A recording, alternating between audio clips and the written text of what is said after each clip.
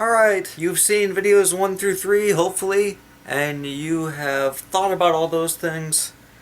And now we're getting down to you want a car audio system. You've decided that, and we're going in. My number one tip for saving money while you're doing this is to get it right the first time. Get it right the first time! Get it right the first time. Don't skimp anywhere. If you want it to be loud, sound awesome, and be easy on your wallet, you have to put in the time and do the research and root out the best budget-friendly products. It's not going to take you 5 minutes. You have to know what you're looking for. And that's one of the reasons I'm putting this series out. It's because people don't know what they're looking for. I can't stress this enough, because in the beginning, I went out and bought the cheapest dang things I could find to put in the car that would work. And I was not satisfied until it was done properly, and it was done completely. And it was done completely and properly with quality products from reputable brands. Realistically, you should be looking to spend around $1,000 to replace everything and get a complete sound system upgrade. That's with doing it yourself. Now, double that if you want somebody else to go do it all for you. So you're looking at $2,000 if you don't want to try anything yourself. My second tip for saving money, and get ready for this, it's using eBay. Use eBay to buy the stuff. I know there are horror stories about people buying used stuff from some guy who doesn't accept returns. That's not where we buy our things from. There are plenty of reputable companies on eBay that sell new products, have good ratings, and accept returns, and give full refunds. Do not be afraid of eBay. Typically, on eBay, the things cost less than half what they will in the store. This is how you get it banging and sounding awesome in your car for less than $1,000. This is the second big tip. Now let's talk about the outline.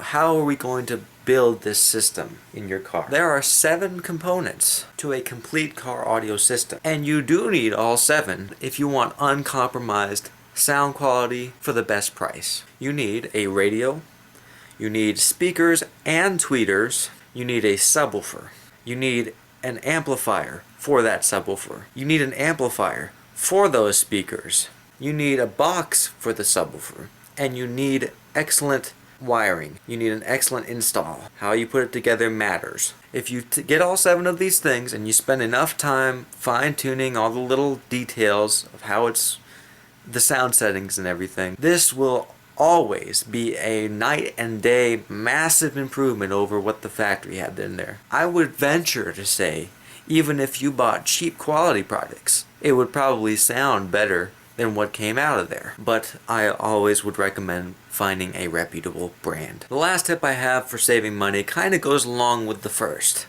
It's about getting it right the first time. You want to know what you want from the very beginning. Set goals. Set a list of priorities and know what you want to start with. I went through 3 different radios because I was adding amplifiers as I went. And so it caused me to have to spend more money in the long run because I didn't plan it from the beginning. If you're doing this piece by piece, the radio should be the first thing you start with. A good radio will have plenty of ways to get your music playing, like USB, SD card, auxiliary, CDs, and also Bluetooth, because that's the big thing now. Having HD radio or Sirius XM compatibility is also a nice touch. It also should have RCA pre-outputs for a subwoofer and for front and rear speakers. 3 sets of pre-outs. If your car has steering wheel controls and you want to keep them, make sure the unit is compatible with a steering wheel control adapter. This is the time when you want to decide whether you keep those steering wheel controls or not. This radio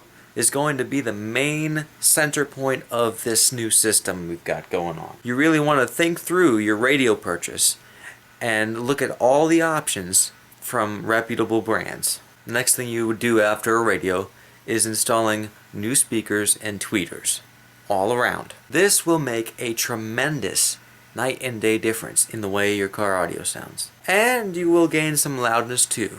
most likely. It's probable that you will gain some loudness. Next thing's going to be a subwoofer, and an amplifier for that subwoofer. And I promise you, if you think your speakers do bass just fine, you don't know what bass is. A subwoofer will produce bass more accurately, more cleanly, and much more cheaply than a good set of component speakers. Promise you, it'll come out better with a subwoofer. I know they have a bad name, they can be good for sound quality too. The next thing will be a speaker amplifier. Now I know what you're thinking, I just want sound quality.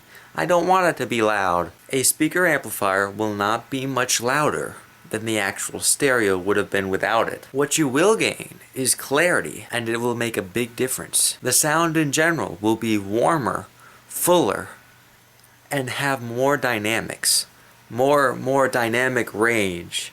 And if you do feel like cranking it, it will stay clean and beautiful up to high levels. In my experience, a speaker amp does not make speakers louder. It makes loud speakers tolerable to listen to. Throughout all of this, you want the best install that you can possibly muster. Expect to spend $50 or $60 in wiring. If you buy online, you want the biggest power and ground wires that you can fit anywhere, good but not unreasonably priced RCA wires, and good ground connections straight to the frame of the vehicle. This is the outline for a complete car audio system, and I will go through it piece by piece in the next several videos. And I will be starting with the radio. Please feel free to ask questions. I will do my best to answer them. If you want more car audio information, please subscribe. Thanks.